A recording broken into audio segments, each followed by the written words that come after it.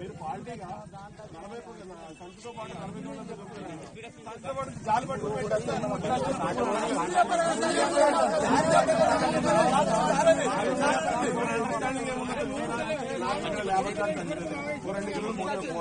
అని చెప్పేసి మనము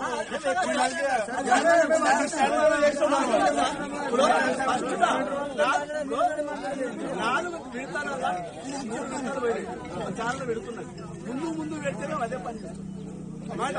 మరి ఇప్పుడు లాస్ట్ వచ్చాక ఈ విడత పెడతా మేము ఏం చేయమంటారు? బాబు నేను చెప్పేది కొన్ని సెంటర్లు ఏం చేశారు, ఫస్ట్ నుంచే జాలి, కొన్ని సెంటర్లో జాలి లేదు అవుతుందా?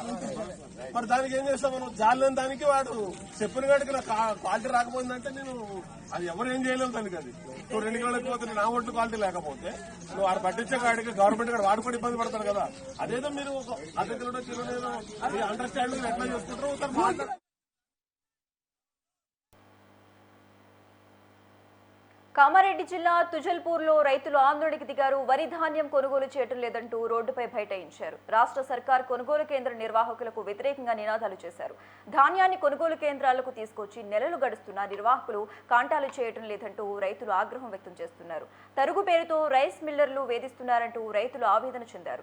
ధాన్యం కొనుగోలును వేగవంతం చేసి కాంటాలైన ధాన్యాన్ని లారీల నుంచి రైస్ మిల్లర్ల త్వరితగతిన దించుకోవాలని డిమాండ్ చేశారు. హమాలీలు లేక లారీలు లేక కొనుగోలు జరగటం లేదని రైతులు వాపోయారు.